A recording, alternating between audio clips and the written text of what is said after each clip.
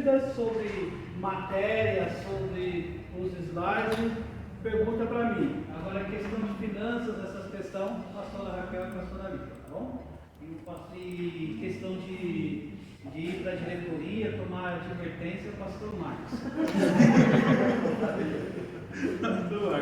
Então, como que vai funcionar o nosso curso, né? São 5 módulos. E os módulos têm matérias variadas. O primeiro módulo que nós estudamos é a sistemática.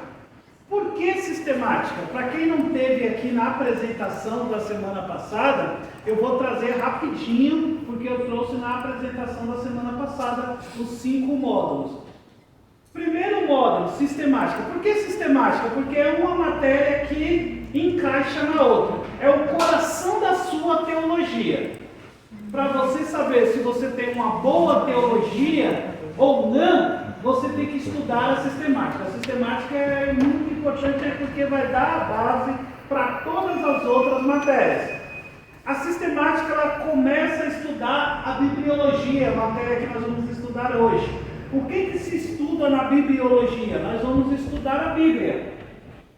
Estudar, conhecer um pouco mais a nossa Bíblia, quantos livros tem, quem foi o autor que escreveu aquele livro, quantos livros tem no Novo, no Antigo, a ideia de capítulo, de versículo, será que o capítulo e o versículo está no original? Nós vamos estudar também, o pastor Marcos me emprestou as ferramentas dele, na segunda aula da bibliologia nós vamos estudar sobre tradições, tradução, tem uma tradução católica, tem uma tradução do Alcorão, Jerusalém, nós vamos trabalhar a Torá, como que é o nome da Bíblia hebraica, nós vamos ver todas essas quantidades de Bíblia, porque a nossa Bíblia cristã, protestante, tem livros, 66 livros, porque a católica tem 7 livros a mais, porque a Bíblia hebraica dos judeus tem 24 livros e o conteúdo é o mesmo, e aí a gente vai estudar sobre isso, tá bom? Vamos estudar sobre a inerrância da Bíblia, então, primeira matéria que nós vamos estudar, bibliologia. Talvez eu fale um termo difícil, mas vocês não se preocupam, porque teologia, assim, ela não é difícil, você já conhece tudo. O que a teologia vai fazer? Vai organizar o seu pensamento. Vai trazer tudo aquilo que você aprendeu ao longo dos anos e vai organizar. Aí você vai estudar, vai falar sobre a Bíblia? Vai falar sobre a Bíblia. Vai falar só sobre os anjos? Vamos falar só sobre os anjos. E aí a gente vai organizar, tá bom? Depois que nós estudarmos a Bíblia, nesse primeiro módulo sistemático, nós vamos estudar Deus. Quando eu falo de Deus, eu estou falando de 3 pessoas. O único Deus. Deus Pai, Deus Filho e Deus Espírito Santo. Então nós vamos estudar cada um individualmente. Quando nós estudarmos sobre Deus Pai, nós vamos estudar teontologia. O que é a teontologia? Estudo acerca de Deus, do ser de Deus, o Deus como ser. Depois nós vamos estudar cristologia. O que se estuda cristologia? A doutrina de Cristo. E aí nós vamos estudar pneumatologia. Não se preocupa com o termo que aí a gente vai falando aos poucos. O que estuda pneuma? Estuda o Espírito Santo. Olha só porque eu falei que era sistemática. Estudamos a Bíblia, porque é o material, a nossa ferramenta que estudamos. Depois estudamos Deus nas 3 pessoas, o único Deus, 3 pessoas. Deus Pai, Deus Filho e Deus Espírito Santo. Teontologia, cristologia e pneuma. Depois de estudar sobre a Bíblia e sobre Deus, a gente vai estudar sobre o homem. A composição do homem. E aí, o homem é formado por corpo, alma e espírito? Ou o homem é formado apenas por corpo e alma? Ou espírito é a mesma coisa? Qual é o sentido? Na alma nós temos quantos sentidos? No corpo nós temos quantos sentidos? Nós vamos estudar essa questão. E estudar sobre o homem, nós temos que estudar as 2 fases do homem. O homem pecado, que pecou, que é a ramatiologia, doutrina do pecado, e se tem um pecado, existe uma solução. Qual que é a solução? A salvação. Então nós estudamos o homem, que é antropologia, estudamos sobre o pecado, como o pecado entrou no mundo, qual é a consequência do pecado do mundo para toda a humanidade. E nós vamos estudar sobre salvação. Qual que é a salvação? Nós encontramos salvação em quem? Será que o homem, nessa questão do pecado, quando invadiu o homem perdeu toda a imagem e semelhança de Deus? Ou o homem tem alguma coisa ainda de imagem e semelhança de Deus?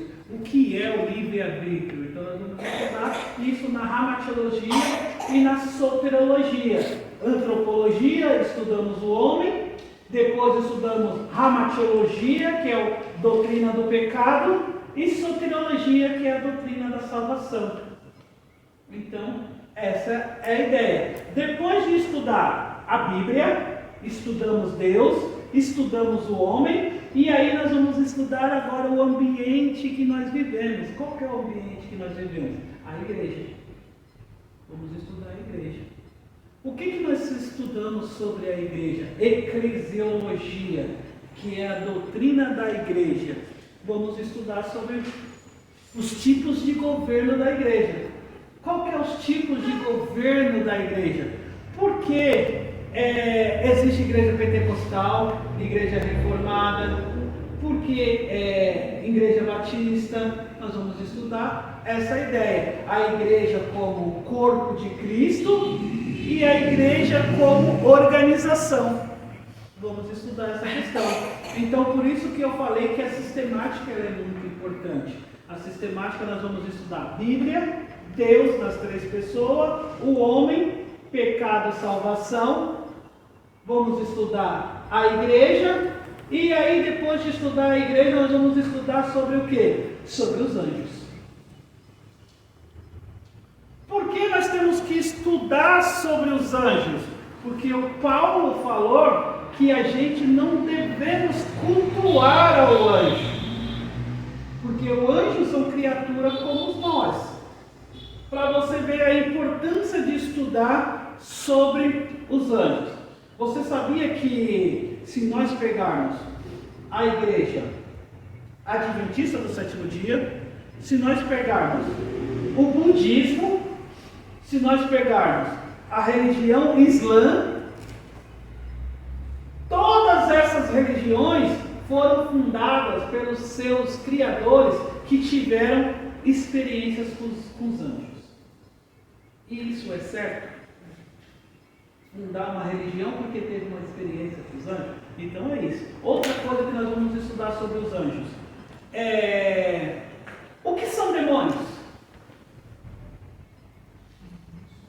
Demônios são anjos. Não são aqueles anjos que se rebelaram no céu e Deus expulsou eles do céu? Agora deixa eu perguntar para vocês, uma pergunta para nós abrirmos o leque sobre angiologia, que é o estudo dos anjos. Anjos possuem sexo? Existe anjo homem e anjos mulher? Existe anjo? Existe anjo pequeno? Existe anjo grande? Anjo criancinha, anjo adulto? Anjo homem, anjo mulher? Não. Em nenhum momento a Bíblia diz que anjos possuem sexo. Anjos são assexuados. O que significa assexuado? Assexuado é aquele que não possui sexo. Mas, então por que dentro das nossas igrejas, quando eu falo de demônio, é anjo caído? Concordam comigo? Que se rebelaram. Demônios nada mais são anjos, mas anjos do mal, anjo caído. E por que nas nossas igrejas, quando nós vamos expulsar demônio, nós expulsamos demônios masculinos e demônios femininos?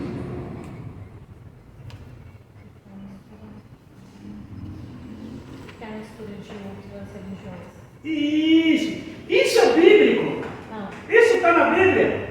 Não. Isso é o quê? Pessoas que saíram de outra religião, matriz africana, e introduziram isso dentro da nossa igreja. Aí quando eu faço um exorcismo, e exorcismo não é uma palavra católica, é quando você vai expulsar um demônio, você está fazendo um exorcismo, e quando a gente vai expulsar um demônio, aí o demônio chega e fala: eu sou um demônio que possui, sou um demônio mulher que possui sexais, ou sou um demônio que fica na cruzilhada. Aonde que está isso na Bíblia?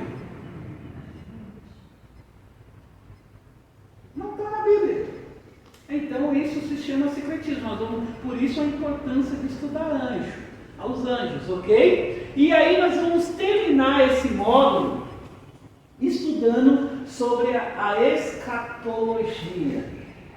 Lembrando que todas as outras matérias que eu falei para vocês, bibliologia, cristologia, teontologia, pneumatologia, antropologia, ramatiologia, soteriologia, eclesiologia, não se preocupa com o termo que a gente vai estudando aos poucos, depois você se acostuma. Vocês estão até no púlpito falando, hoje nós vamos estudar, vou pregar sobre eclesiologia. Todo mundo vai olhar para você e vai falar assim, ó, ele está falando línguas estranhas.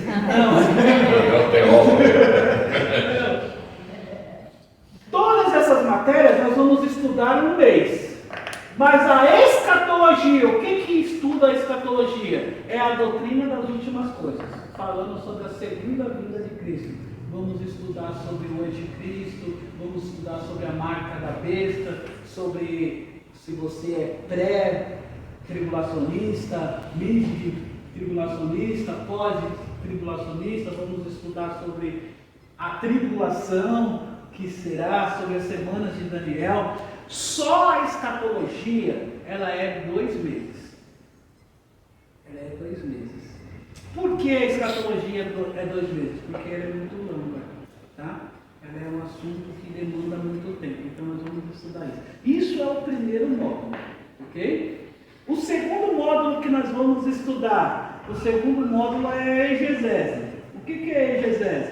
Exegese é um módulo que nós vamos estudar hermenêutica. O que é hermenêutica? É a arte de interpretar. Já estamos no nosso segundo módulo. O que é a arte de interpretar? É nós lermos a Bíblia e respeitar o que a Bíblia está sendo lida. Eu sou professor do Estado, dou aula de matemática também, além da teoria, dou aula de matemática.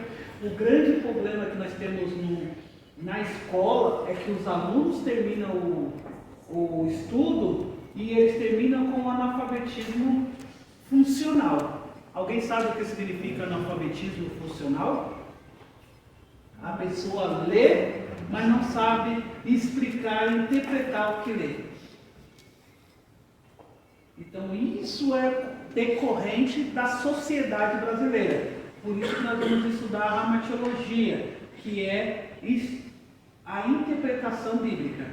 Depois de estudar a ramatiologia, no segundo módulo exegese, nós vamos estudar a questão da homilética, ou homilia. O que é homilia? É a arte de pregar junto com a oratória, que é a arte de falar em público. Nós vamos ensinar a montar um sermão.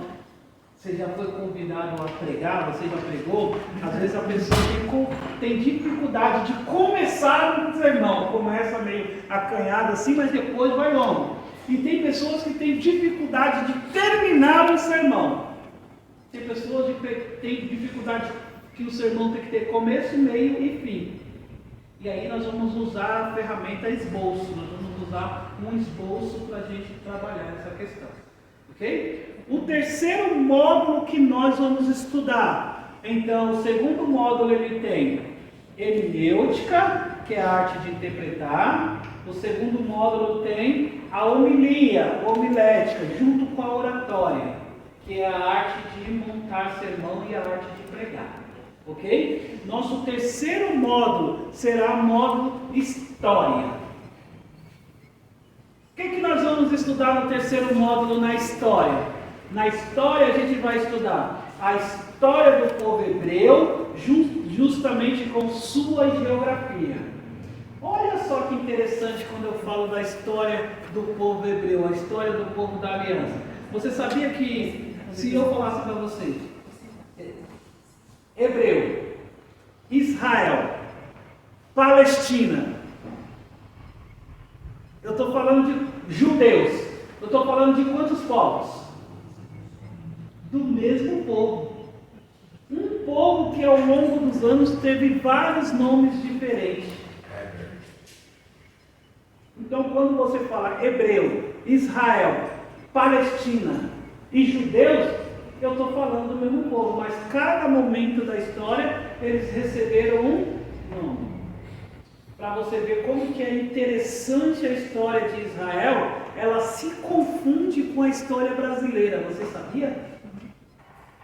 Quando teve a Segunda Guerra Mundial, o que aconteceu? Depois da Segunda Guerra Mundial, da vitória dos aliados dos Estados Unidos e dos países aliados, a ONU, o que a ONU fez? A ONU mandou os judeus que estavam espalhados, porque desde o ano 700 até a Segunda Guerra Mundial de 1945, esse povo Israel, os judeus deixaram de existir. Não se tinha mais Israel. Se você pegar esses mapas de 1945 para trás, não tem o Estado de Israel.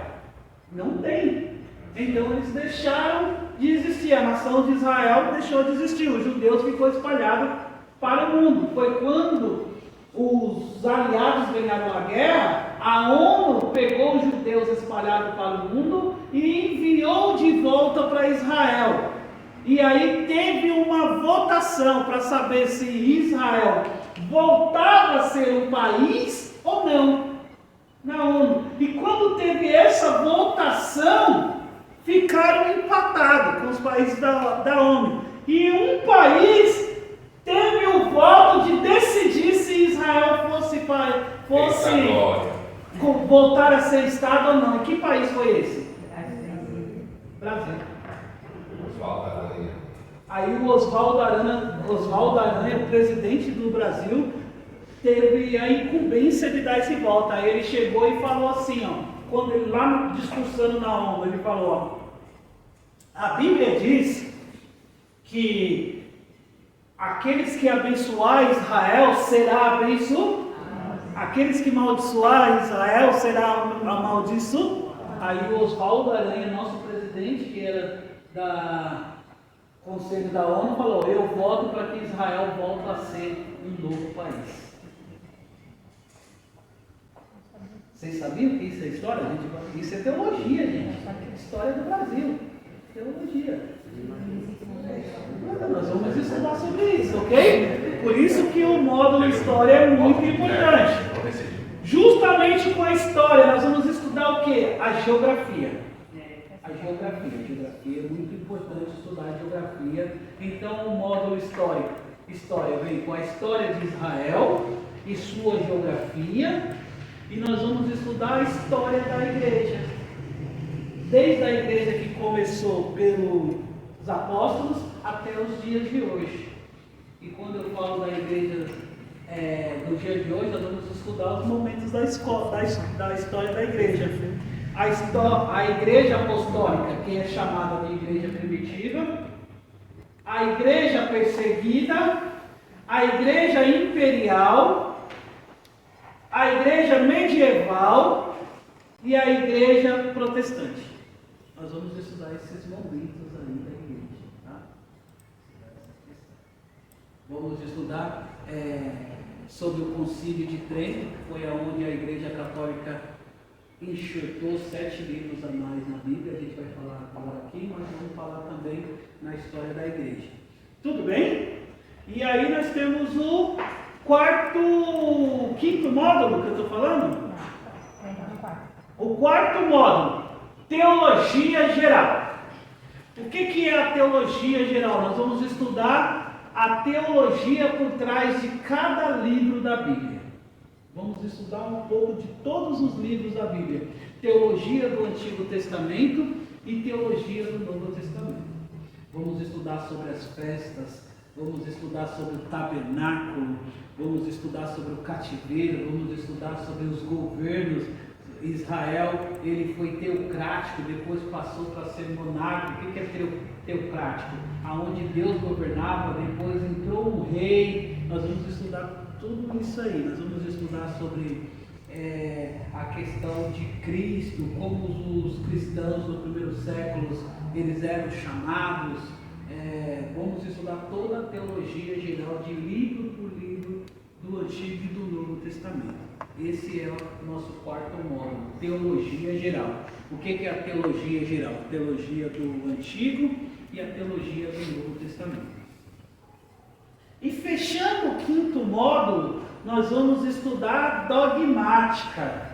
O 5º módulo é a dogmática. O que é a dogmática? É os dogmas que nós temos. Qual é os dogmas que nós temos? Evangelismo e missão. Ok? Evangelismo e missão. Vamos estudar fechando o módulo, fechando o curso aí com dogmática, falando sobre o evangelismo e falando sobre missão. É um curso bem completinho, é uma grande jornada, vai abrir nossos horizontes, muitas coisas que a gente vai descobrir que a gente sabia. A gente fala, nossa, isso tem a ver com a história lá da escola, a gente vai estudar sobre tudo isso aí, tá? Essa grade é uma grade não para médio, mas é uma grade já preparando você para o bacharel. Então, aonde você for fazer bacharel aí, porque aqui nós só fazemos o médio, você já vai estar preparado porque é uma grade bem completa, tá? Geralmente o curso médio de teologia é 1 ano, 1 ano e meio, mas aqui a gente colocou meio 2 anos para dar um curso bem completinho para vocês, tá? Bem completinho. Dúvidas? Assustados? Preocupados? E como que funciona agora as matérias? É 1 mês para cada matéria. Então tem mês que tem 5 semanas, estudamos 4 e 1 é prova. 1 mês que tem 4 meses, 3 estudos, matérias e 1 prova. Vai ter algumas matérias que não vai ter prova, vai ter algumas matérias que vai ser prática. Mas a avaliação, não se preocupa, vou ser reprovado, eu vou parar de estudar, porque não. A avaliação é para o professor saber aonde você está com dificuldade. Ok? Então, não reprova, é só de conhecimento que vocês estão. Então sempre vai ter uma avaliação, tá? Avaliação, provinha ali, com consulta, pode fazer com consulta, não menos o professor. Vai pegar os materiais, vai fazer a prova, a maioria é alternativa, bem facinho, tá? Então vamos estudar, vamos chegar em agosto, aí na última semana de agosto, aí vocês só vêm fazer a prova, fez a prova, terminou, vai embora, a gente corrige, tá bom? Então são 3 conteúdos e 1 prova. Gente, falando sobre o conteúdo agora, para a gente entrar aqui. No começo do curso, pastor Marcos, pastora Lília, pastora Raquel é minha testemunha. Até o Rogério começou conosco também, depois parou, mas ele começou. Nós fizemos, o pastor Marcos fez um convênio com uma editora. E essa editora deu os materiais físicos, livro, apostila. No primeiro curso, a gente colocou as apostilas. Só que colocando a apostila física para os alunos, o curso saiu muito caro. Porque o material ia sair mais de 200 e poucos reais, só 200 das apostilas. Na época, né? Então, só que a apostila vinha como livro, como bonita, só qual que é o problema? O problema é que a gente pegou uma turma, demos o material, demos a apostila, e aí no começo, isso foi o nosso erro, porque no começo a gente entregou todo o material didático e muitos sumiram. E aí a dívida ficou para nós. Aí a gente teve que acabar com a questão. E aí, já na segunda turma, pastor Marcos, pastora Lília, pastora Raquel e eu tivemos a ideia de fazer o quê? Por que não mandar, em vez de mandar as apostilas e os livros, a gente fazer em PDF, PowerPoint. E aí a gente manda o PDF, o PowerPoint para o aluno e não cobra nada. E aí barateia de 200 e pouco, o custo sai 70. Então aí o PDF, se você quiser imprimir, quiser deixar guardado, quiser usar na igreja, fazer um curso lá, ele é seu, ele vai junto com o curso. Então todo o curso vai ser em PDF.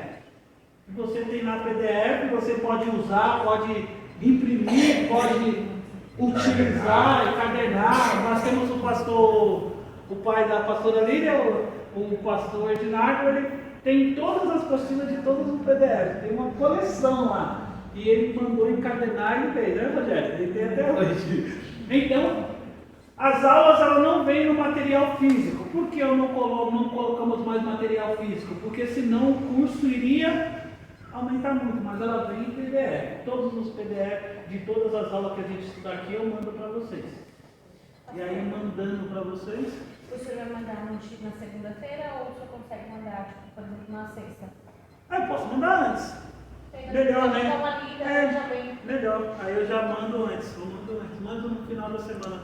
Que aí eu estou tranquilo no sábado e domingo, eu só acabo de lembrar e mando antes. Tá? Ok? Às vezes, se der, se eu pego lá, é porque eu estou dando umas revisadas, né? Toda a turma eu dou uma revisada. E aí eu já mando as 3 aulas direto para vocês.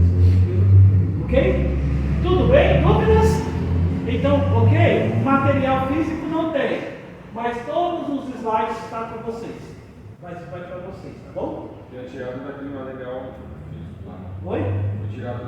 Foi tirado daquele material físico. Uma parte, né? Uma parte. Você melhorou. É. De verdade, o curso ali ainda era bem rasinho, né? As apostilas que ele deu, o curso bem rasinho. Então, como eu já dei teologia na FATESB e em outros lugares, então eu peguei todos os meus materiais e fiz o conteúdo para vocês. Então, o conteúdo é recheado, tudo bem? Ok? Podemos começar agora? Agora é para valer, gente. Não tem? Tá bom, então. Agora é para valer. Vamos lá. Estudar bibliologia. Estudar a Bíblia. Por que começar com a Bíblia? Porque é a nossa ferramenta que nós temos. Imagine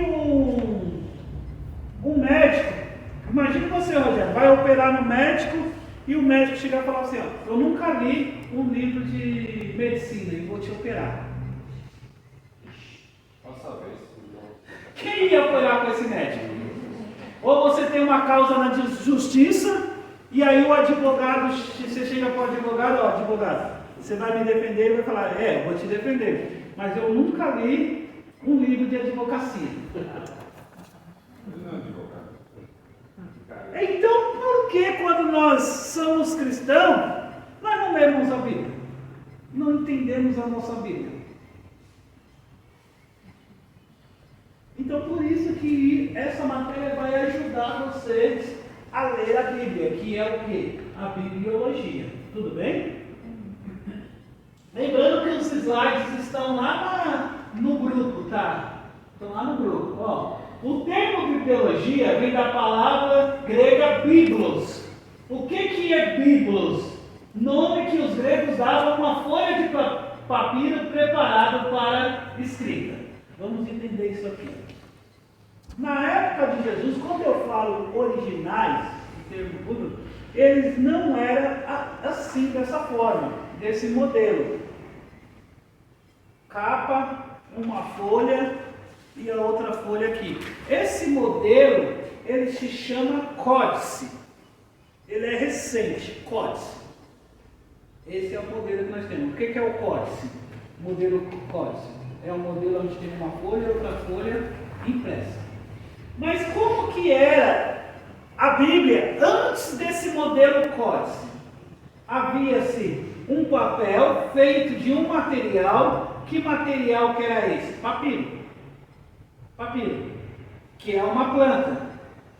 E aí, daí que se pegava uma folha dessa e escrevia à mão, não era impresso, era à mão. Então, uma folha daquela escrita se chamava biblos. Várias folhas daquelas juntos se chama Bíblia. Então, o que é a Bíblia? A Bíblia não é um livro único. A Bíblia é um compilado de livros. Você tem vários livros juntos. Foi daí que se originou o termo biblioteca. Qual que é o termo biblioteca? São vários livros. Então a gente tem uma mania de dizer, eu tenho um livro que é a Bíblia, mas a Bíblia não é um livro só, são vários livros, são vários livros. Tudo bem? E esse material papiro, essa folha papiro, ela era muito frágil. Por que ela era muito frágil? Porque planta, resseca e o que acontece? Quebra. Rasga ou quebra. O que aqueles homens então faziam? Ele pegava aquela planta, aquela folha e enrolava ela e colocava numa caverna ou numa parede. Por quê? Porque era um lugar fresco, para não quebrar. Então, por isso que a Bíblia chama alguns livros de rolo. Deus fala assim para o profeta, eu tenho um rolo para você. Você já ouviu na Bíblia, já leu na Bíblia? E aí a gente que somos pentecostais até demais, a gente fala, é manto, rolo é manto, é isso? Não! Quando a Bíblia diz, eu tenho um rolo para você, está dizendo o quê? Eu tenho uma palavra para você, você vai fazer um livro. Por quê? Porque naquela época, os livros eles não eram esse modelo, eles eram enrolados. Isso, o que é desenrolar o rolo, desenrolar o manto? É desenrolar um texto para poder ler. Não é questão mística disso aqui, é isso, porque... Tudo bem, gente? Esse termo Bíblia foi dado por João Cristólogo, tá? Ele era um grande pregador em Constantinopla. Pode passar para mim, Bruno. E aqui está, essa planta, papiro. É disso que vai surgir, essa planta chamada papiro. Você está vendo como que ela é? Ela pega esse pedaço aqui e vai translaçando ela. Até hoje lá em Israel ainda fazem desse modelo. Vai translaçando e ela vai se tornar nisso aqui. Passa para mim, Bruno. Nisso aqui, ó. Coloca para secar e se torna. Isso é um rolo de papiro. Aquela planta, um translaçado e outro, vira isso aqui. E como que ela era guardada? Ó. Esse aqui ainda é um papiro, é um rolo de papiro. Rolo de papiro, pergaminho é depois. Você vê que ela tem uns rasguinhos aqui, ó. Uns rasguinhos? Então, porque com o passar do tempo, ela vai, por muitos pegarem as mãos, elas vão derreter, ó. Então, quando nós falamos, nós temos um original que tem em Jerusalém, que tem na Inglaterra, que tem em Roma, alguns originais, nós não temos, não é dessa forma. Eles ainda estão em quê? Em papiro. Só que o grande problema aqui é que esse papiro, ele só dava muito numa cidade, em um país, no Egito. Principalmente em Alexandria. Então, o Egito ele tinha o quê? O seu monopólio. Dava muito lá, então eles importavam papiro para tudo quanto é outro país. Os gregos chegaram e tiveram uma ideia bonitinha. A ideia que eles tiveram, ele falou assim, ó, os egípcios cobram muito caro por papiro. Aí eles pegaram os animais, cortaram a pele dos animais, colocaram para secar, e essa ideia foi lá em Pérgamos, na cidade grega em Pérgamos, e agora ele pegava o couro do animal e escrevia no couro do animal. E aí eles deram um nome para essa folha de couro de animal, homenageando a cidade que descobriu, que era Pérgamos, e passou a se chamar de pergaminhos. Por que pergaminhos? Porque surgiu a ideia na cidade de Pérgamos. Ok? E aí nós temos um papiro, um rolo de papiro e um rolo de pergaminho. Quando eu estou falando pergaminho, eu estou falando de couro de Quando eu falo de papiro, eu estou falando de planta, papel de planta. Ok? A escrita, o que eles conseguiam fazer através de quê? Pedra? Isso aqui Escreviam assim? é tinta. Tinta? Tinta tirada de plantas mesmo. Ah, tá. Era tinta e aí você pega a caneta, molha na tinta e escrevendo. E era escrito à mão. No Egito era cuneiforme, tá? Isso aí é bacharel. E era escrito à mão. Imagine você pegar o livro de Gênesis e escrever à mão. Todo ele. Então não era todo mundo que tinha. E quem escrevia à mão recebeu um nome, virou uma profissão, que era os escribas. O Esdra, na Bíblia, ele era um escriba. Ele era um escriba porque era o quê? Ele copiava a Bíblia. Então o escriba, de tanto escrever e fazer cópia, ele acabava decorando a Bíblia. Então se você queria saber algo sobre a Bíblia, os mais inteligentes eram o quê? Vou no escriba. E eles eram assim, eles pegavam a folha de papiro ou pergaminho. Pode passar para mim, Bruno? Deixa eu ver se tem aqui, ó. Pergaminho, olha os pergaminhos, como é. Já é mais resistente do que o papiro. Essa planta aí chamava texugo, né? Era Texugo, né? A planta do papiro. Não, texugo era. texuga do pergaminho. É o couro do pergaminho. E vocês acreditam que o templo de Israel, nós vamos estudar a história de Israel, mas ele foi feito com pele de texugo?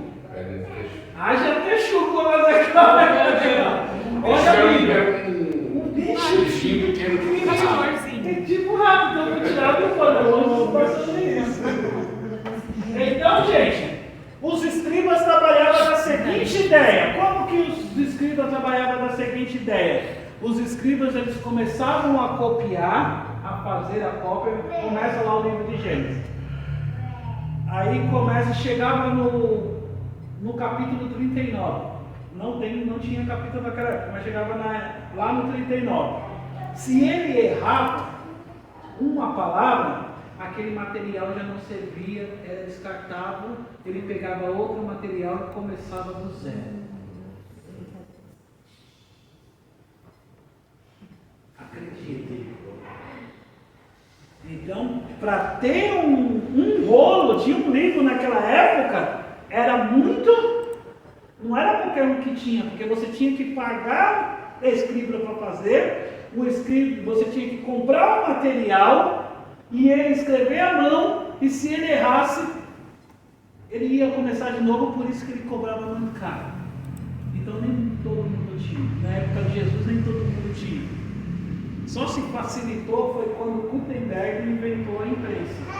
Inventou a imprensa, aí começou a imprimir, não precisava mais escrever à mão, aí você imprimir, isso foi bom para a reforma protestante, ok? E esse tipo de papel que nós temos aqui, ele foi feito na China, ok? Tudo bem? Então os primeiros, quando eu falo de originais que estão guardados, eles estão guardados são ou pergaminhos ou papiro, tudo bem? Vamos ver lá se vocês gravaram. Os pergaminhos foi feito aonde? Em qual cidade? Pérgamo. E os papiros?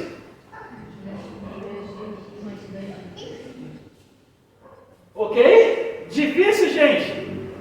Tá dando para seguir? Tá complicado? Estou indo muito rápido? É que eu vou ir falando. Se eu estiver indo muito rápido, você levanta a mão e fala, pastor, volta aqui. Não entendi. Tudo bem? Ok? Se deixar, eu vou falar. Ó, a nossa Bíblia está dividida em duas partes. Quais são elas? Antigo Testamento e Novo. Podemos também falar da Antiga Aliança e da Nova Aliança. A Antiga Aliança pertence a um povo. Isso vocês têm que guardar na cabeça. Vocês têm que entender que a Antiga Aliança, ela pertence a um povo. Qual que é esse povo? O povo diz. E a Nova Aliança, a Segunda Aliança, pertence a outro povo. Qual que é esse povo? A igreja. Então, o Novo Testamento pertence à igreja e o Antigo Testamento pertence a Israel. Lembrando que tanto o Antigo e o Novo, os dois apontam a Cristo. Até no Antigo Testamento, ele aponta para Cristo. A Bíblia ela é cristocêntrica. O que é cristocêntrica? O centro da Bíblia é Cristo. Não é nem Israel, nem a igreja, é Cristo. É revelar a Cristo para nós. Tudo bem? Então, essa é a ideia que nós temos. Sendo o Antigo Testamento escrito antes de Cristo e o Novo Testamento depois de Cristo, ok? O Novo Testamento foi escrito e aí nós temos o Antigo Testamento, lá de Gênesis a Malaquia, ele foi escrito em uma língua. Qual é essa língua? Hebraico, que é a língua de Israel, dos judeus, hebraico, com uns pequenos trechos ali em aramaico e sírio. Okay? Quando nós temos lá a afronta, né, do rei da Síria contra o rei de Israel, Ezequias, ele fala em sírio. E aí, se você pega o original, é porque traduzido para nós, traduz tudo em português. Mas um pequeno trecho lá está em sírio. Ok? Então, o Antigo Testamento ele é escrito em hebraico. E o Novo Testamento ele é escrito em grego. Mas quando nós falamos em grego, existe diferença do grego. É que nem o nosso português. Existe o português culto, que é dito lá nos juízes, nas academias, que você mal consegue ler. Você pega os poemas do Vinícius de Moraes. Você pega o livro O Cotiz, de Essa de Queiroz. É um português que você tem que ter um dicionário do lado para ler. Ele é muito rico. Mas por outro lado tem um português que nós falamos, que é um português mais vulgar, não na questão mas na questão de um português mais simples, mais popular. Então, o grego ele é a mesma coisa. Na época que o Novo Testamento foi escrito, existia o grego de Homero. O que é o grego de Homero? Era o grego clássico, bem rabuscado. Mas a Bíblia não foi escrita nesse grego. A Bíblia foi escrita no grego koiné. Koiné. Está aqui a palavra, ó. Koiné. O que é o grego koiné? É mais coloquial, mais popular. Então os autores bíblicos escreveram mais num grego mais popular, para que todos pudessem andar. Lá em Minas Gerais. Em Minas Gerais, trem bom. Trem bom. Então, se nós pegarmos os originais em grego koiné, nós vamos ver que é um grego muito simples de se entender. É um grego muito simples de se entender. Tanto o hebraico como o koiné são línguas mortas. O que significa língua mortas? Não se fala mais. Se você aprender num curso de teologia o hebraico bíblico e você for para Israel, você não consegue se comunicar direito. Porque não é o mesmo. Não é o mesmo. O grego, o hebraico que foi feito no Antigo Testamento não se fala mais em Israel. Na época de Jesus já não se falava mais. Jesus já não falava mais em hebraico, Jesus ele falava em grego. Mesma coisa esse grego koiné. Se você aprender o grego koiné e for para a Grécia, você não vai conseguir se comunicar. Porque é um grego já arcaico, já passou. Então, nós chamamos de línguas eruditas. O que são línguas eruditas? É o grego, o hebraico e o latim. E nós vamos falar sobre o latim, que é a primeira cópia que é uma das cópias que a Bíblia foi traduzida, na língua que a Bíblia foi traduzida. Então, o grego, o hebraico, bíblico e o latim até hoje se usa só na religião católica, né? Mas o grego e o hebraico são línguas eruditas, são línguas mortas, não se falam mais, são línguas passadas. Então, por isso que nós temos essa dificuldade de tradução. Às vezes a gente pega uma Bíblia e está dizendo uma coisa, e a gente pega outra Bíblia e parece que está dizendo outra coisa diferente. Isso é questão de tradução, porque nós estamos trabalhando com um texto que já não se, uma língua que já não se fala mais, né? Às vezes a gente fala, facilita para nós, porque nós temos uma Bíblia em português. É engraçado que você vai em alguns lugares, Ana Paula, aí o pregador chega e fala assim, ó, eu não preciso de teologia para pregar. Aí ele está com a Bíblia de português no púlpito. Eu não sou teólogo, eu não preciso de teologia para falar. Aí você fala assim, quem foi que traduziu esse livro para você? Foi quem? Se não fosse um teólogo, você não pregava, porque você não sabe grego nem hebraico. Você viu como a gente depende da questão da teologia? Ferreira de Almeida, essa Bíblia que nós temos aqui, que nós usamos, Ferreira de Almeida, começou a traduzir a Bíblia com 16 anos de idade. Para o português, mas nem era o português brasileiro, era o português de Portugal. Isso. E aí alguns falam, não precisa de teologia. Precisa, nós precisamos da teologia porque essa Bíblia que chega para nós, ela foi material feito por um teólogo. Nós não temos acesso ao original. Não precisa da teologia, não precisa da Bíblia, né? Então, por isso que é muito importante, ok? Nós vamos ter só uma aula de tradução, a gente vai trabalhar com essas Bíblias aí, você vai ver como que é importante saber sobre tradução, tá?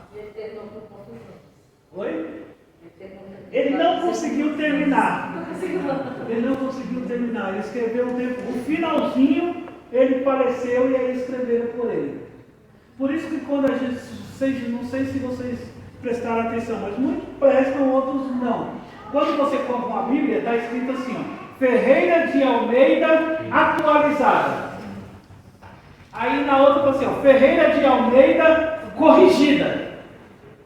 Aí você fala, por que isso? É porque se fosse assim, ó, o Rogério ele traduziu a Bíblia lá do original e colocou assim, ó, a Bíblia do Rogério.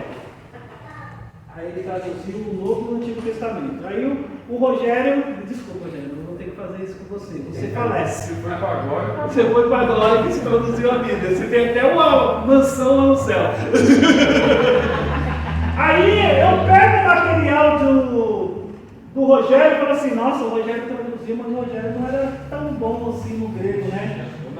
Eu preciso atualizar ele, eu preciso reformar porque o português muda, né? Antigamente, você vai pegar umas Bíblias antigas, está escrito jornaleiro. O que é um jornaleiro? Para nós é um vendedor de jornal, mas no português antigo não, é um trabalhador. Nem tem mais jornaleiro. Não tem mais. Mas era, né? Era. Algumas Bíblias. Já nem tem mais. Algumas Bíblias chama navio de naus. Solta o cabo da nau. Naus, o que é nau? Navio. Então o Rogério escreveu lá, navio com naus, ele escreveu jornaleiro, farmácia com PH. Aí eu falo, nossa, Rogério, hoje a pessoa que lê isso aí não dá certo não. E aí eu pego a língua de hoje e vou corrigir o trabalho do Rogério. Aí eu coloco a Bíblia assim, ó, Bíblia do Rogério, em homenagem ao que ele fez, corrigida. Aí, mesmo assim eu fiz uns erros ortográficos que não foi bom. Aí o pastor Marcos, a Simone chega e fala assim, ó, o trabalho do Euclides está bom e do Rogério estava bom, mas eu posso melhorar.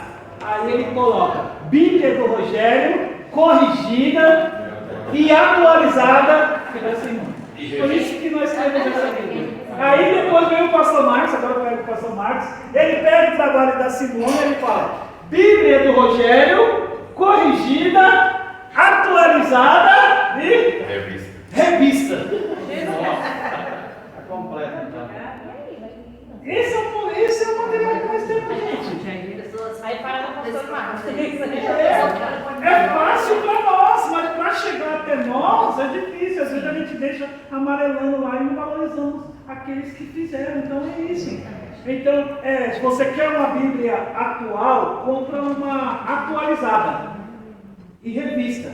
Mas eu gosto do português bem clássico. Compra uma corrigida. Eu quero uma versão internacional do Vida para o Brasil, NVI. Nós vamos ter uma aula só sobre isso, sobre traduções bíblicas. Qual Bíblia você traduzida que você é boa para você comprar, mas tem Bíblia também que não serve, que não respeita. Então temos uma aula sobre isso nessa matéria aqui. Tá dando para entender? Estão gostando? Tá difícil? Vamos lá. Pode passar para mim, Bruno.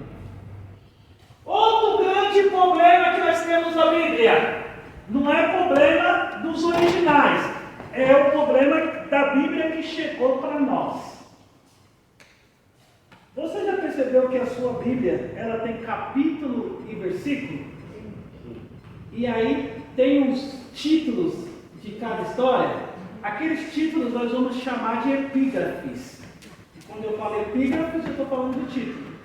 Mas se você tiver contato com o original, ele não vai ter capítulo, não vai ter versículo, nem vai ter aquele título, ele vai ser corrido. Então, por que colocar o capítulo e o versículo? Eu não falei para vocês que era uma língua morta? Colocaram para facilitar para nós. Imagine você com a Bíblia, lendo, deixa eu ver um texto bem facinho. Abacuque não, vamos ver. Isaías 53. Aí, só que não tem capítulo nem versículo. Como que você vai fazer com o povo, para o povo te acompanhar na leitura sem capítulo, sem versículo?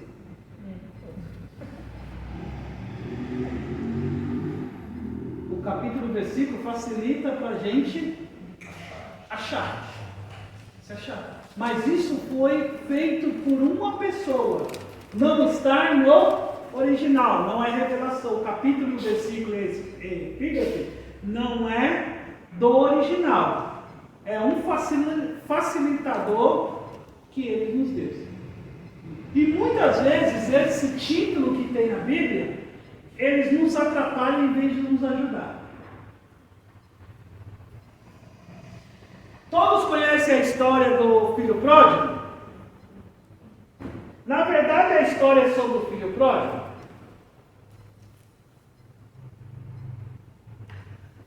Lá na epígrafe está assim, o filho pródigo.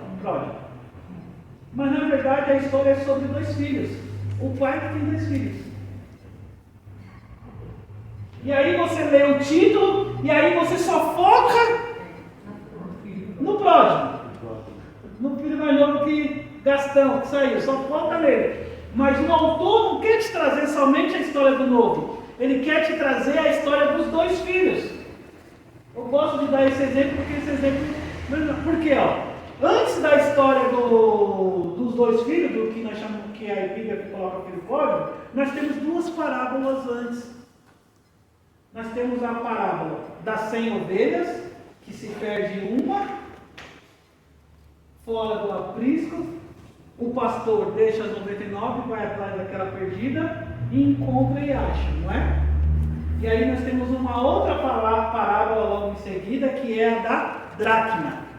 A mulher tem 10 dracmas, dracma é uma moeda, então ela perde dentro de casa, arruma a casa e acha e se alegra. E a terceira parábola é a do filho pródigo.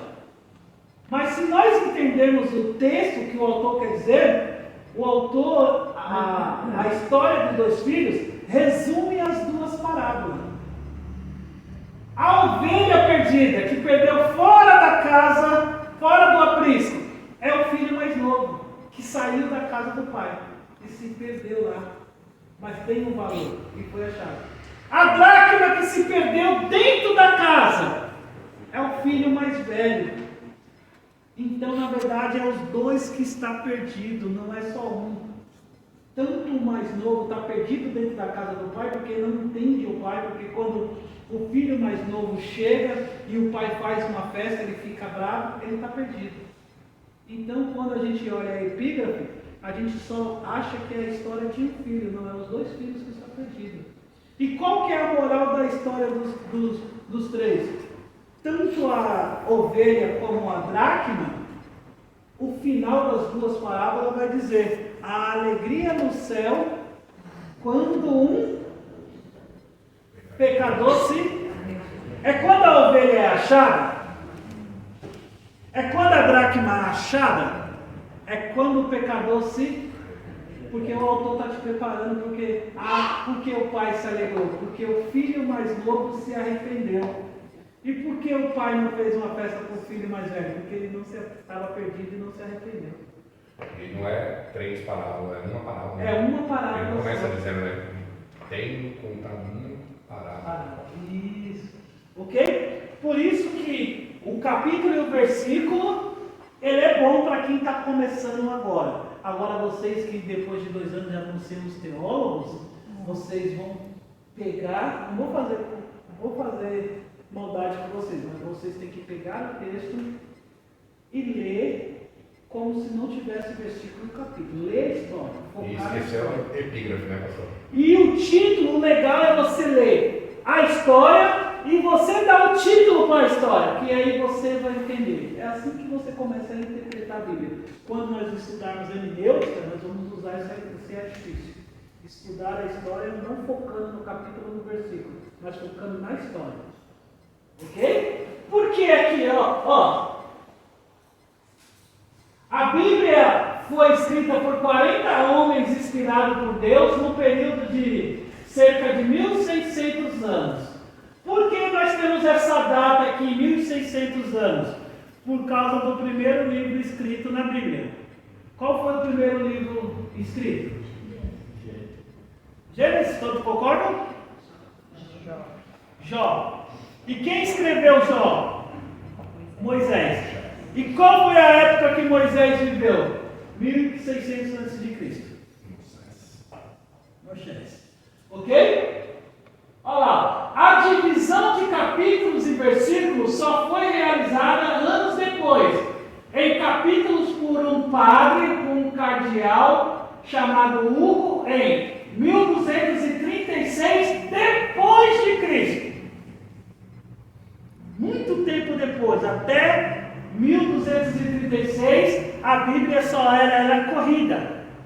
Não tinha capítulo, não tinha versículo. Aí esse cardeal, esse padre, vendo a necessidade, começou a colocar capítulos na Bíblia. E aí as pessoas viram e falaram assim: nossa, que trabalho bom. E aí esse rabino aqui, judeu, Mardokai, e o francês Stefano, 30 anos depois, colocou versículos na Bíblia.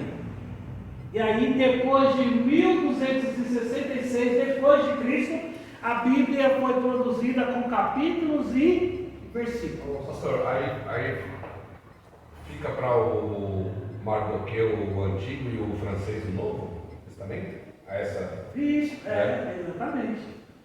Esses homens foram tão inspirados por Deus, fizeram um trabalho tão bom, que o capítulo e versículo que nós usamos hoje, ninguém alterou.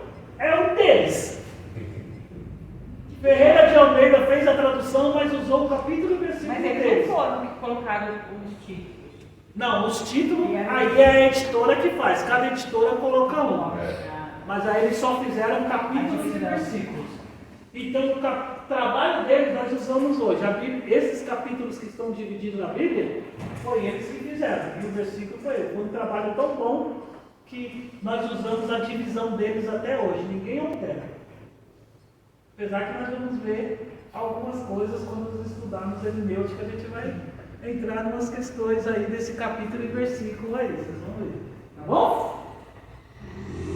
A Bíblia contém 66 livros, 1189 capítulos, 31.173 versículos, 773.692 palavras, 3.566.480 letras.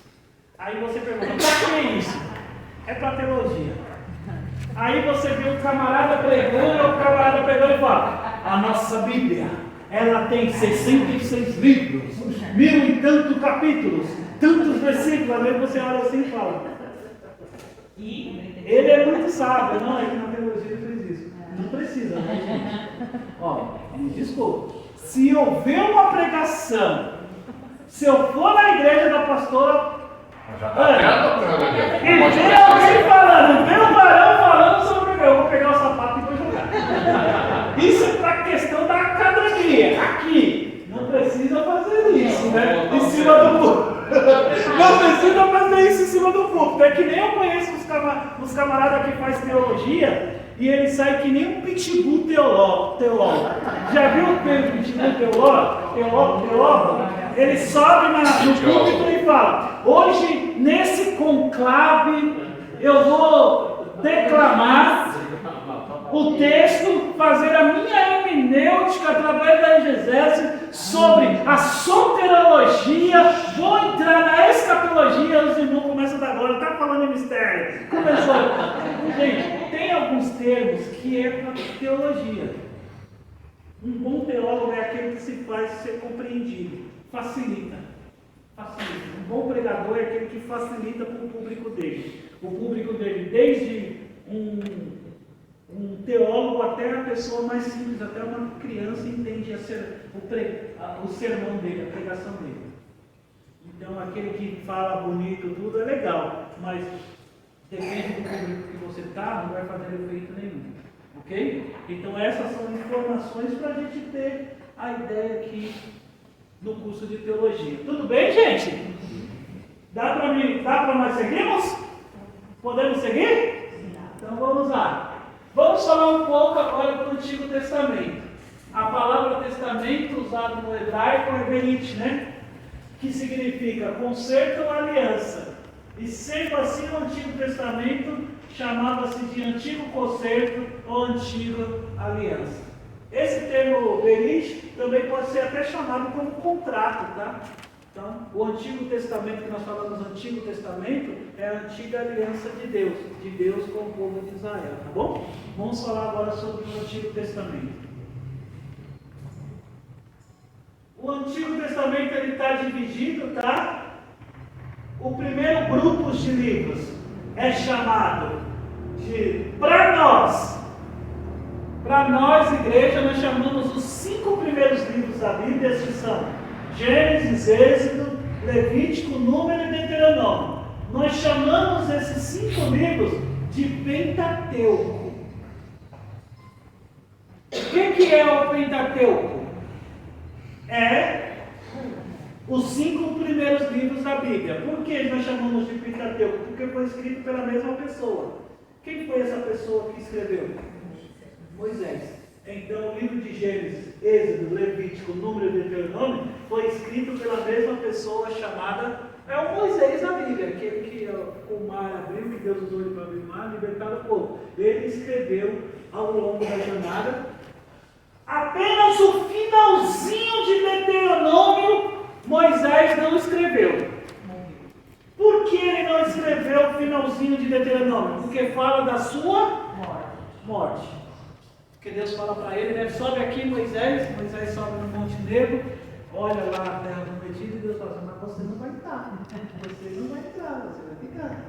Então, se Deus falasse assim, escreve aí que você vai morrer, eu falava para Deus, não vou subir o livro, não vou subir o livro não, vou ficar aqui, se não vai pegar não, eu vou viver mais um pouquinho. Então, a morte dele foi escrita por outro autor, tudo bem? Provavelmente Josué. Provavelmente Josué. Ó, e aí nós temos aqui, ó, Aí o camarada chega e fala assim, fazendo teologia, né? O camarada chega e fala assim, pastor, o senhor não sabe. Professor, o senhor não sabe. Eu falei, então conte, para me saber. Aí ele fala, comprei uma Torá em português. Eu falei, nossa. Bom, eu também tenho uma Torá. O senhor tem uma Torá igual essa? Eu falei assim, não, a minha Torá está aqui. É os 5 primeiros livros da Bíblia. Eu falei, não, mas eu não sabia assim. A Torá, que é uma parte, não é a Bíblia judaica, é apenas uma parte da Bíblia judaica. Ela é os mesmos 5 livros de Moisés. Então nós também temos uma Torá. Só que nós, em vez de nós falarmos que os 5 primeiros livros é Torá, nós como igreja chamamos de Pentateuco. Os judeus chamam de...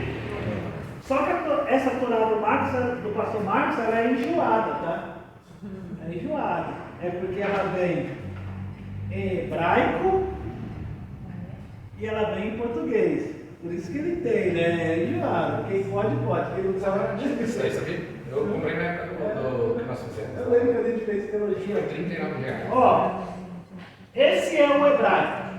O português nós lemos daqui para cá, não é?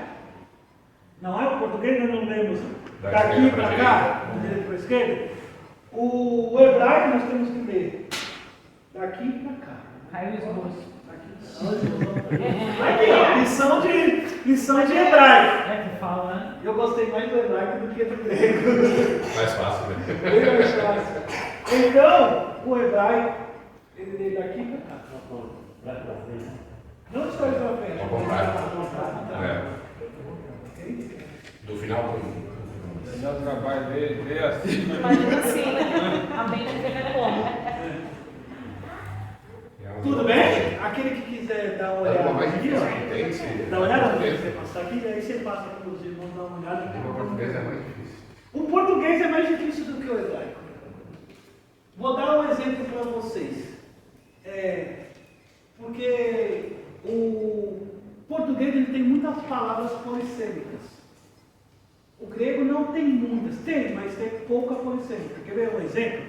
Se nós pegarmos a palavra meia, olha como o português é tão difícil. Eu olho assim para o Josafá e falo, Josafá, de novo você saiu sem meia. A meia significa o que eu estou falando? Vestir. Agora se eu falar para vocês, daqui meia hora a gente vai para o café.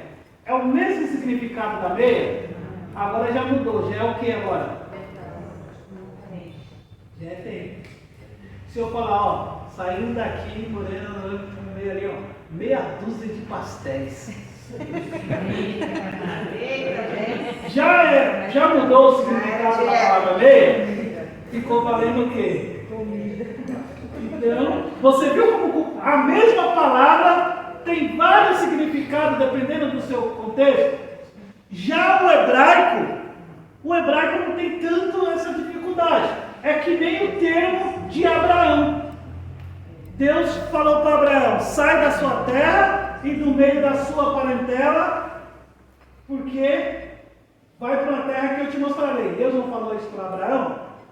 Aquele termo terra, em hebraico terra tem 2 significados só. Terra pode significar cosmo, mundo, ou terra pode significar fronteira, chão. E Deus falou o que para Abraão ali? Sai da sua terra e do meio da sua parentela. Deus estava falando para Abraão sair da terra dele e ele levou a parente, por isso que ele desobedeceu a Deus? Não. Deus usa o termo cosmo. Deus está falando para Abraão, sai do mundo da sua parentela. Qual que é a ideia do mundo da parentela de Abraão? A ideia é que o pai de Abraão fazia o quê? Imagem. Estátua. Então, Deus não estava falando para Abraão abandonar o pai, os irmãos, tudo, não. Não era isso. Deus estava falando para Abraão abandonar o mundo, o sistema que ele vivia, que era um sistema de idolatria. Na verdade, aqui naquela época também eles tinham, cada tribo eles tinham o seu pai, né? Da fé, né? Exatamente. E aí, se o pai de Abraão, isso mesmo, o pai de Abraão Terá, se o Tera morresse, quem assumiria a loja da idolatria, das estátuas? Abraão. Por isso que Deus falou assim, ó, isso tem que ser quebrado. Você não vai assumir o que o seu pai está, porque é idolatria. E aí a gente fala que aí a gente vê Abraão levando Ló, levando seu pai, porque seu pai morre no meio do caminho, levando seus irmãos, a gente fala que Abraão desobedeceu. Deus nunca quis separar a família. Deus não separa a família. Não. O que Deus queria é que Abraão levasse toda a família dele, mas que ele abandonasse o quê? Quando ele fosse para uma nova terra, abandonasse esse sistema de idolatria. Engraçado que isso é uma interpretação, não sei os irmãos, mas essa é a interpretação que eu tive. É por causa do original, do termo hebraico, de entender o terra ali. Sim, legal. Tudo bem, gente? Esse é novo, hein, Simone? Esse é novo, hein? Vamos lá para o segundo grupo do livro do Antigo Testamento.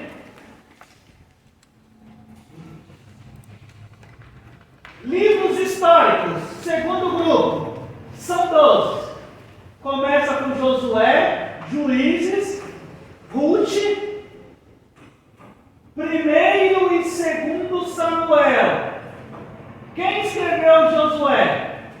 Foi o próprio Josué. Agora, quem escreveu Juízes, Ruth, primeiro e segundo Samuel, primeiro e segundo Reis e primeiro e segundo Crônicas? Nós não sabemos.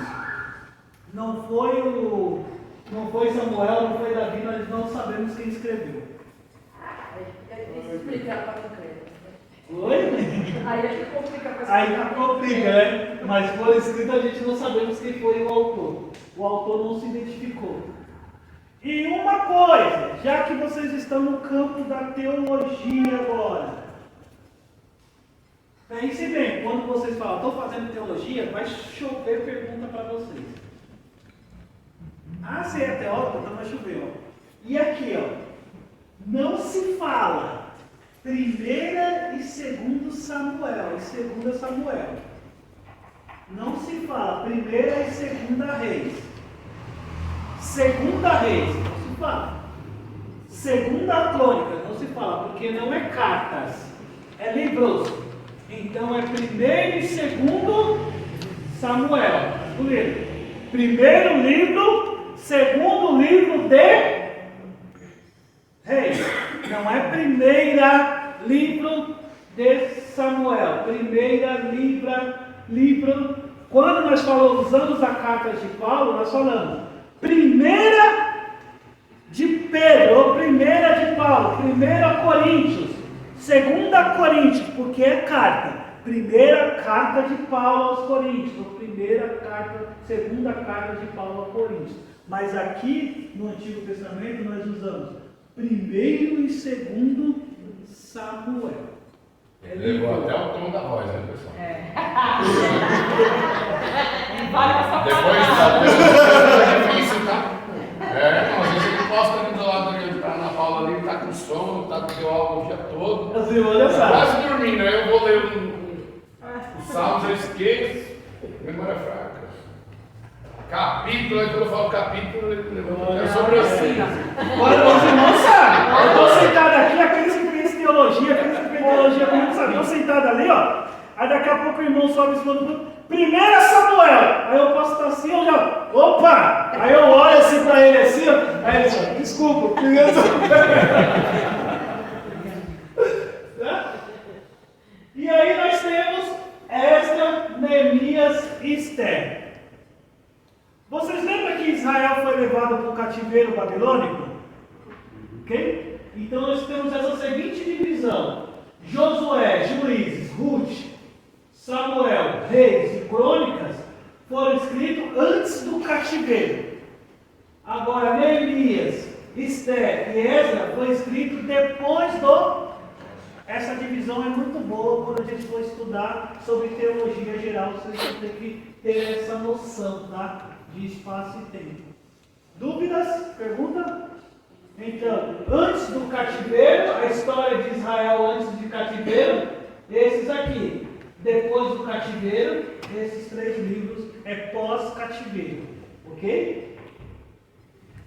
Pós-cativeiro. Está dando para compreender? Tá dando? Isso é a nossa Bíblia, tá? Pode passar para a gente. E aí nós temos os livros poéticos, ou poesia. São 5 livros. Jó, Salmos, Provérbios, Eclesiastes e Cantares. O Jó, escrito por Moisés, lembra que eu falei para vocês? Ô, pastor, mas há muitas traduções que não informam, né, a autoria de Jó, né? Não, muitas não. Coloca desconhecido. Essa teoria de Jó é nova, é recente. Recente, Jó. Jó foi escrito por Moisés. Qual é o estilo literário? Um drama poético. Salmos são canções, músicas, né, líricas, poesias líricas, são diversas. Provérbios, escrito por Salomão e outros autores. Não foi apenas Salomão que escreveu provérbios. Nós temos provérbios até de mãe do rei escreveu para eles. Então, nós temos essa ideia. É didática, né? Poética, ensino poético. Provérbios são ensinos. Eclesiastes, escrito por Salomão, são idílicos, sabe o que é idílico? São poesias curtas com teor de sabedoria, sapiência, tá? Teor de sapiência. E aí nós temos Cantares de Salomão, que é uma didática filosófica, e eu poderia colocar até aqui um romance filosófico. Por que um romance filosófico? Por causa da nossa interpretação de Cantares. Existe a interpretação literal de Cantares. O que é a interpretação literal de Cantares? O que o autor está trazendo? Ele está trazendo o amor de um homem para com uma mulher. Salomão para com a Sunamita não é nome próprio, é porque ela nasceu numa cidade chamada Sunem. Por isso que ela chama de Suná. É como que eu chamar você de brasileiro. Então, Sunamita. Não é não? Pastor, eu acho que deu uns planos aí, hein? Oi? Deu uns planos aí nesses PPT aí, tá? Do Na quê? minha época não tinha essas coisas assim, não. Ah, eu dei uma melhorada, eu dei uma revisada, né? Não tava assim, não. O estudo do Euclides atualizado. Sua mensalidade vai ser a metade. Eu vou fazer essa atualização, meu pastor. Aqueles que fizeram a primeira turma lá, já tudo atualizado. Revista e corrigida. Na época que você fez era iPod. Agora atualiza. Aí a gente já vai voltar tudo de novo. E por que Cantares é considerado um romance filosófico? Porque os judeus entendem que Cantares é uma história de Deus, que representa Salomão, o noivo, e a nação de Israel representa a Suná. Isso é filosófico. E nós também, como igreja, interpretamos de uma maneira filosófica. Nós falamos que Salomão representa quem? Cristo. E a Sunamita representa quem? A igreja. Então, por isso que é um romance filosófico, que também dá para interpretar. Você pode interpretar da maneira literal, história de um homem para um romance de um homem para uma mulher, ou a história filosófica, Israel, Deus para Israel, e Cristo para a igreja. Tudo bem, gente? Tá dando para compreender? Bonitinha? A bonitinha ela, e o Josafá, eu vou contar aqui para vocês, tá? Se eles tirarem 10, Não fiquem bravos. não fiquem com vergonha, porque esses aqui já estudaram várias vezes. Ela vinha também várias vezes. Esse aqui já fez, refez. Agora eles estão fazendo para pegar o certificado, tá vendo? Eles estão fazendo com os dois para pegar o certificado. E aí nós temos a quarta divisão, que é os proféticos. Os proféticos são divididos em profetas maiores e profeta. Esse maior e esse menor não quer dizer de qualidade. Não é porque Isaías que é um profeta maior, ele é melhor do que Isaías, que é um profeta menor. Não, é por causa de tempo. Você vai ver que os livros desses camaradas aqui têm mais páginas do que esses daqui. Então quer dizer que esses aqui viveram um tempo maior do que esse aqui. Então por isso que eles vão escrever mais. Ok? Aí nós temos Isaías. Isso aqui também é muito bom vocês pegarem, porque quando nós estudarmos a teologia geral nós vamos usar isso aqui de novo. Ó, Isaías é pré-cativeiro. Jeremias, ele é pré-cativeiro. Lamentações, pré-cativeiro, antes de Israel ser levado cativo. Ezequiel e Daniel foi escrito no período do cativeiro babilônico. E aí nós temos Oséias, que é pré-cativeiro, Joel, que é pré-cativeiro, Amós, pré-cativeiro, Obadias, pré-cativeiro, Jonas, pré-cativeiro, Miqueias, pré-cativeiro, Naum, Abacuque, Sofonias, e esses três últimos aqui, ó, Ageu, Zacarias e Malaquias, são pós-cativeiro, depois do cativeiro. Então se você pega o livro de Esdras, Neemias e Esther, Ageu, Zacarias e Malaquias foram escritos no pós-cativeiro, a história do pós-cativeiro. E aí nós pegamos Ezequiel e Daniel, que foi escrito no cativeiro, e o restante no Jeremias se faz uma transição, a né? transição. Pré-cativeiro, cativeiro, né? É porque, mas ele morre muito recente no cativeiro, né, Lucas? Ele morre muito recente. Pré e cativeiro. Gente, esse é o Antigo Testamento que nós temos. E aí, gostaram? Deu para entender um pouco da Bíblia? Vocês tinham essa noção de divisão? Então, quando vocês têm essa noção de divisão, isso facilita muito a sua leitura bíblica. Ok? Vamos falar do Novo Testamento? Para nós encerrarmos? Os livros dos profetas, eles mesmos foram os autores? Foram, aí sim. Para você ver, o Jeremias, quando nós lemos a história de Jeremias começou a escrever a história porque eles vão escrevendo conforme a história vai vindo. Aí ele vai escrevendo, isso é a revelação de Deus. Eles vão recebendo a revelação e vão escrevendo. Chegou uma hora que o rei rasgou todos os escritos de Jeremias. E ele teve que reescrever tudo de novo. É só ler. O senhor falou aí sobre Bíblia, né? E aí eu ia perguntar assim, dica assim, se uma pessoa, eu morro de vontade de ler a Bíblia, mas eu tenho dificuldade. Tem uma ordem cronológica ou pode seguir essa ordem aí para poder entender melhor? E qual você indica para, por exemplo, para mim? Que quer ler, mas não entende as palavras difíceis. Tem alguma o legal para a gente ler a Bíblia, as pessoas acham que aquela NTLH, que é a nova tradução da linguagem de hoje. Para quem nunca leu a Bíblia de Gênesis e Apocalipse, ela é excelente porque é uma leitura facilitada. NTLH, nova versão. Mas depois que você leu ela, você vai para Ferreira de Almeida, porque ela não é uma tradução, ela é uma paráfrase. Nós vamos estudar. Agora, para quem já prega, para quem é pastor, vai para Ferreira de Almeida, vai para a NVI, isso aí. A NTLH não serve para a gente.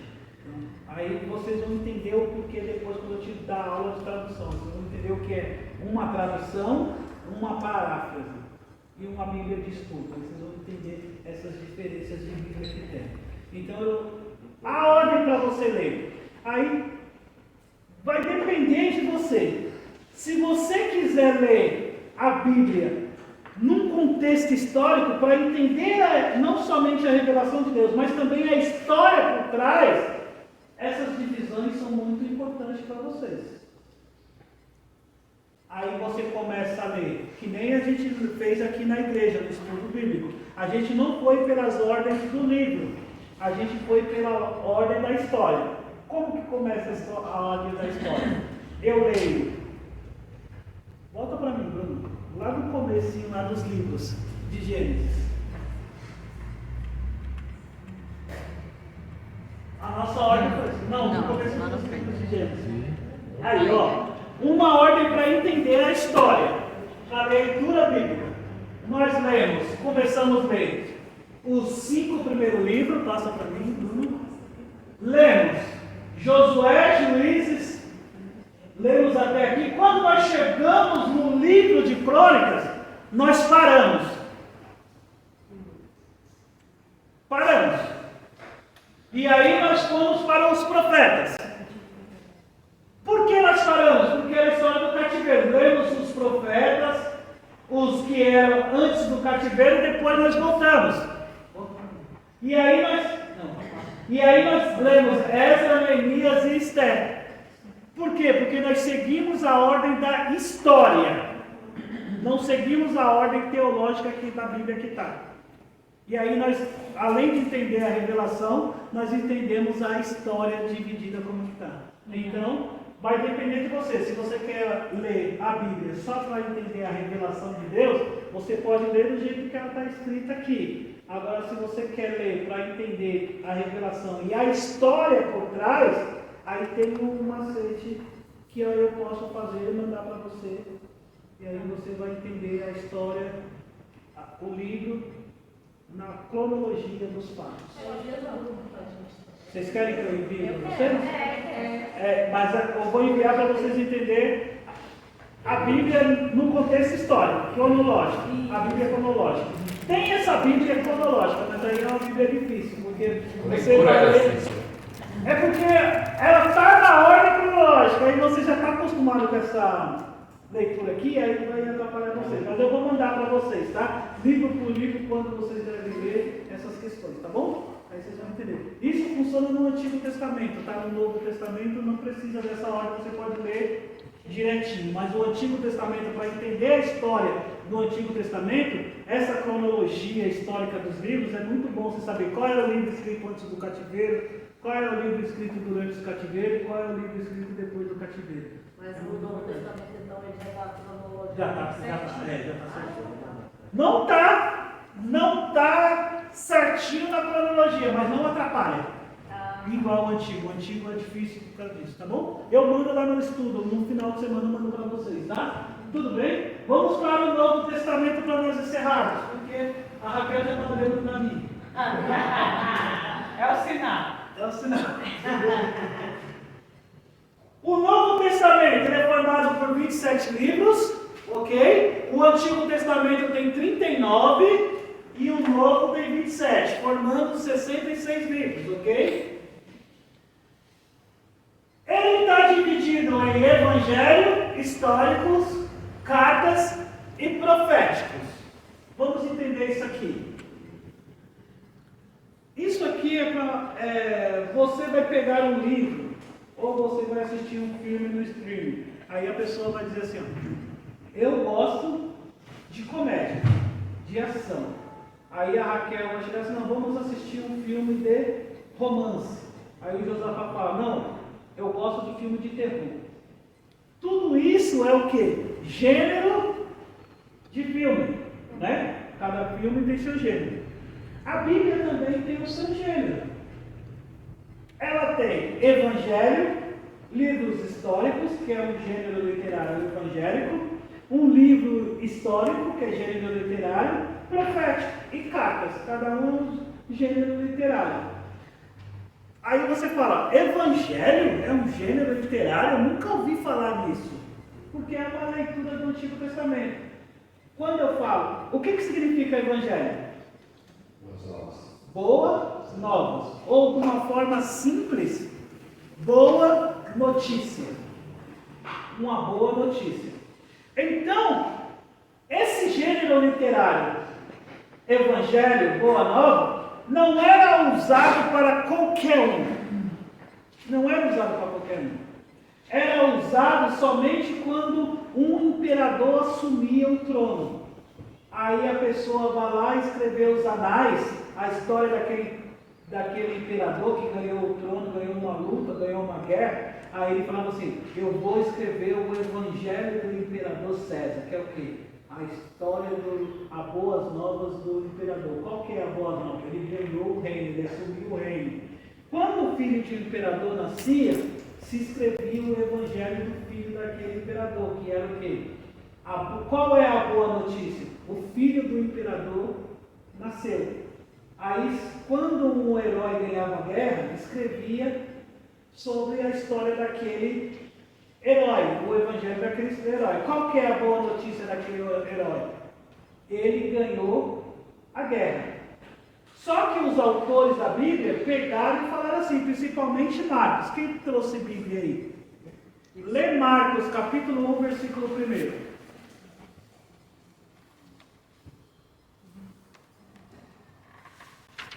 Quem lê lá aqui pra gente? Marcos 1:1. É. Princípio do Evangelho de Jesus Cristo, o Filho de Deus. Princípio do Evangelho. O Marcos, ele está pegando esse gênero literário que era escrito para os heróis, para os imperadores, ele está dizendo assim, ó, a boa notícia, o princípio dessa boa notícia que eu quero trazer para vocês, não é que um imperador sumiu o trono, não é que um filho de um imperador nasceu, não é que um herói ganhou a guerra. O princípio da boa notícia que eu vou trazer para vocês é quem? Jesus. Essa é a verdadeira boa notícia que eu estou trazendo para vocês. Então, naquela época, quem pegava esse evangelho sabia o que o autor estava querendo dizer. Ele estava contrapondo o que as pessoas entendiam. A pessoa falava, vai escrever a pessoa pegava o livro de Marcos, de Mateus, e falava assim, é uma boa notícia? Deixa eu ver, de qual império, de qual imperador, de qual herói? Aí ele estava, não, a boa notícia não é que é um rei. Não é que é um imperador, não é que alguém ganhou a guerra, a boa notícia é uma só, é Jesus. Jesus é a verdadeira boa notícia, Jesus é o verdadeiro herói, Jesus é o verdadeiro rei dos reis. É isso que o Marcos está dizendo, então por isso que usa-se o termo evangelho. É mais profundo do que nós entendemos, é uma boa notícia que eles querem trazer. E qual é essa boa notícia? Jesus, evangelho é Jesus. Não existe uma boa notícia sem Jesus. E qual que é essa boa notícia? Ele morreu por nós. Por isso que é bom. E aí a gente pode derivar os termos. O que é o termo evangélico que nós chamamos? O termo evangélico. Se evangelho é a boa notícia, evangélico é aquele que carrega essa boa notícia. Meu Deus. Por que eu sou evangélico? Porque eu congrego numa igreja, porque eu visto uma roupa terno e gravata? Não. Eu sou evangélico porque eu carrego uma boa notícia, eu carrego o evangelho. Então, se é bom para mim, tem que ser bom para quem? Então eu tenho que fazer o que com esse evangelho, com essa boa notícia? Transmitir ela. Isso é o significado de evangelho. Evangélico é muito mais do que um simples membro de igreja. Evangélico é sempre muito mais do que uma carteirinha. Evangélico é aquele que carrega a boa notícia, o evangelho. E aí as pessoas vão perguntar, por que esse evangelho, por que essa notícia é boa, evangelho? Porque mudou minha vida. Por isso que é boa. Transformou minha vida, mudou meu quadro.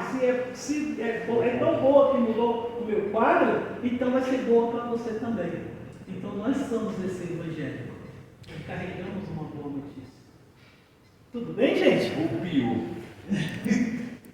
Vamos lá, antes que a Raquel não quer. Vamos lá.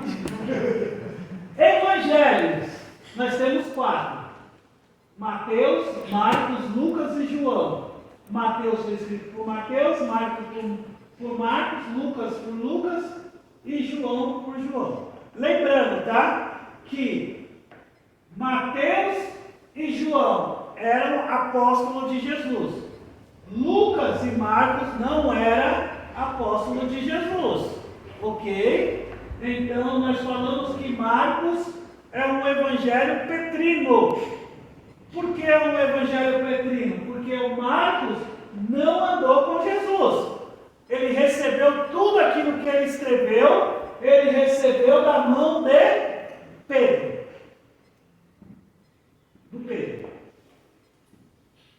Então, e para vocês entenderem, qual desses quatro foi escrito primeiro? Na nossa Bíblia, está como Mateus, mas o primeiro a escrever sobre o Evangelho foi Marcos.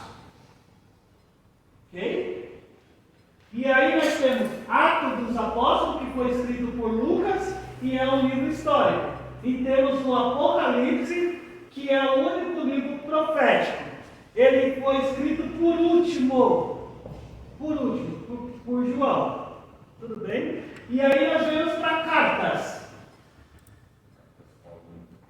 Nós temos as cartas paulinas, que foi Romano, primeira, agora sim eu falo, primeira e segunda Coríntios, porque é a primeira carta, a segunda carta, Gálatas, Efésios, Filipenses, primeira e segunda Tessalonicenses, primeira e segunda Timóteo, Tito, Filemon,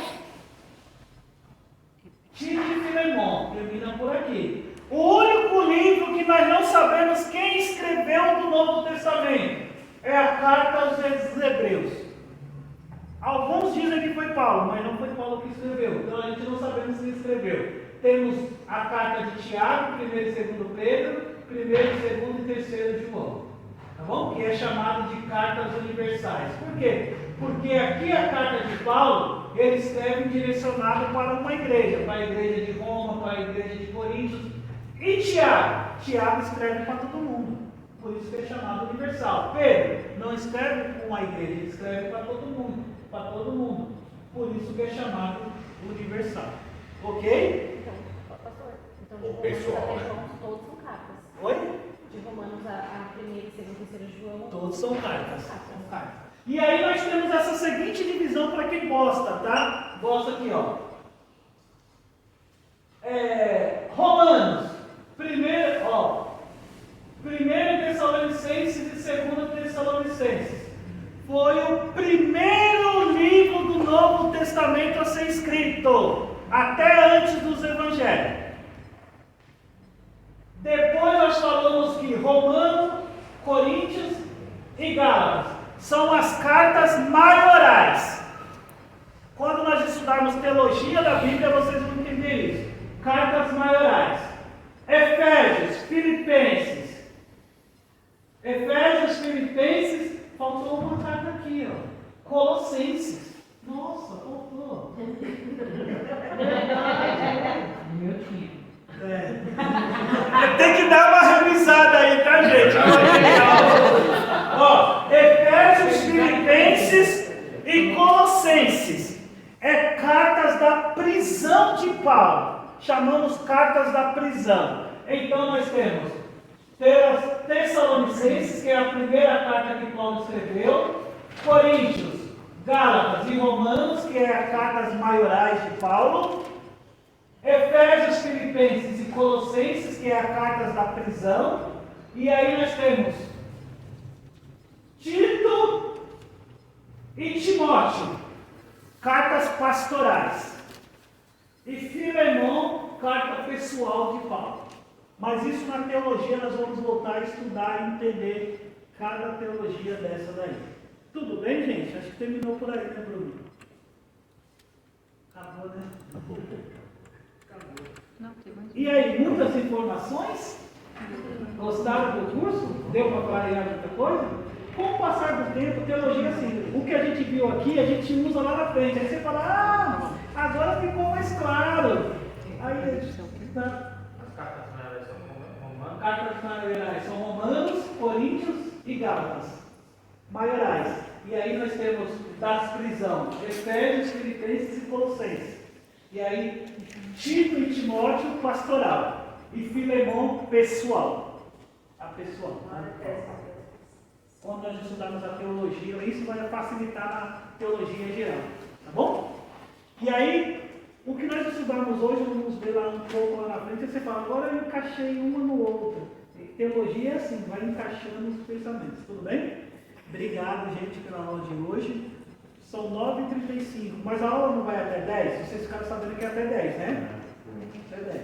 Ó, Mas eu tenho que sair um pouco antes, não tem problema. Pode levantar, e no dia que precisar, pode levantar, o pastor Torinho, tudo bem, ok? Mas geralmente a gente vai até 10. Hoje, como que é o primeiro curso e vocês estão bem preparados, eu vou terminar um pouco antes. Não saia sem um cafezinho, um bolinho, come. Agora é a hora de fazer pergunta para nós aqui, pastor Marcos, pastor Danilo, pastor Raquel, pastor E aí faz a pergunta que tem, tira a dúvida. Segunda-feira que vem, se Deus quiser, nós vamos estudar e já entrar no trabalho aqui, ó. Bíblia católica, Bíblia protestante e Bíblia hebraica do judeu. Qual é a diferença de uma para a outra? Já vamos entrar no conteúdo cheio aí, tá? Obrigado. Pode falar. Fazer pergunta? Pode. Quantos anos levou para a Bíblia ser escrita assim? O Antigo Testamento ele começou em 1600 e foi finalizado no Concílio de Jânia, 70 depois de Cristo. Aí foi que fechou o Antigo Testamento. O Novo Testamento começou no ano 33 depois de Cristo e foi fechado no Concílio de Nicéia. Não, alguns falam que é Concílio de Nicéia, mas não foi com Constantino, foi fechado no Nicéia II, lá no ano 400. Que foi decidido os livros que foi ficado. Mas já entendi. O Novo Testamento, ele começou no ano 33, que é a história que começaram a escrever, e foi até o ano 100 depois de Cristo, que é o livro de Apocalipse, que foi o último livro a ser escrito. E o Antigo Testamento, 1600 a.C. até 487 antes de Cristo foi fechado o Antigo Testamento. Então você vê a ideia. Lembrando que antes de Cristo é decaindo, né? Em 600 vai decaindo até o ano 0. Aí depois do Novo Testamento, o 0 vai subindo. Tá bom?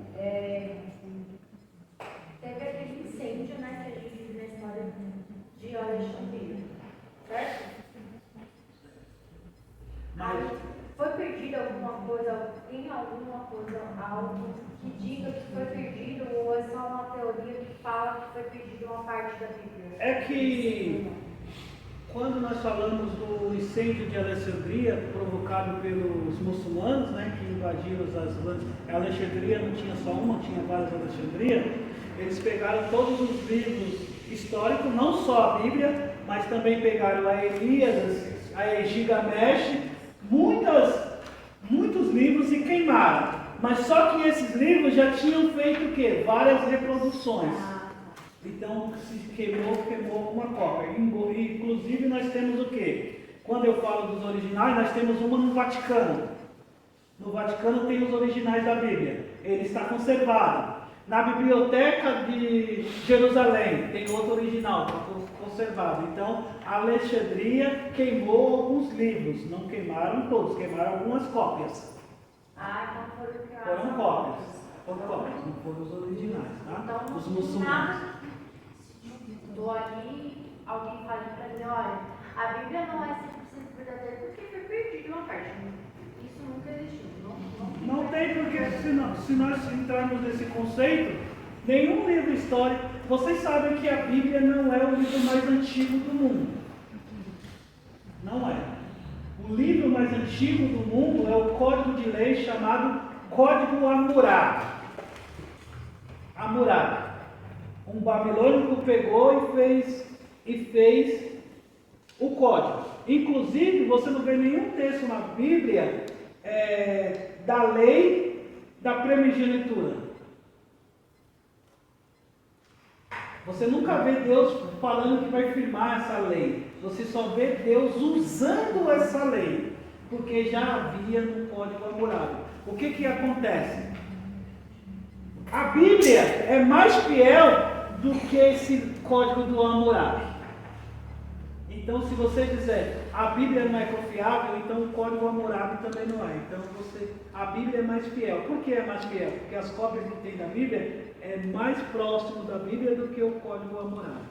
E aí nós temos a Ilíada, Gilgamesh, que é mais velha do que a Bíblia. Nós temos outros livros, outros códigos de lei mais velho do que a Bíblia. Mas o mais confiável que nós temos é o código da Bíblia. Tá bom? Entendi a pergunta por conta do questionamento da infabilidade. Né, da Nós Bíblia, vamos né? estudar essa questão de infabilidade. Geralmente a gente é muito questionado nisso, né? Porque eu já fui questionada sobre E até mesmo os livros históricos, eles são Então, a mudados. Bíblia foi queimada também. Aí a gente temos que trabalhar a questão histórica, né? Se nós pegarmos esse pensamento, quem faz isso é porque não tem conhecimento. Quem fala isso, a gente vai cortar. Então a gente não tem mais passado. Então, quem garante que os livros que escreveram sobre a história do Brasil foi aqueles realmente que aconteceu? Livro de ciência. Então a gente não tem mais passado. Só temos passado porque alguém registrou. Nós vamos entrar nesse assunto. Tudo bem? Vamos lá? Vamos tomar o café? Dúvida, vocês deixam eu tomar café e vocês vêm tirar. Senhor, meu Deus e meu Pai, em nome do seu Filho amado Jesus, nós te adoramos, te louvamos e te bendizemos. Te agradecemos por esse estudo. Senhor, leva o seu povo em paz, dando uma boa semana para os seus filhos. Abençoa o estudo de amanhã, abençoa o culto no decorrer da semana. Senhor, é o que eu te peço e te agradeço. Em nome do seu Filho amado Jesus. Que o amor de Deus Pai, a graça do nosso Senhor Jesus Cristo, a doce comunhão e consolação do Santo Espírito, esteja com todo o povo de Deus, agora e sempre, e toda a igreja diz. Amém. Vai em paz. Que segunda tem mais. Amanhã tem mais. Amanhã para mim tem mais.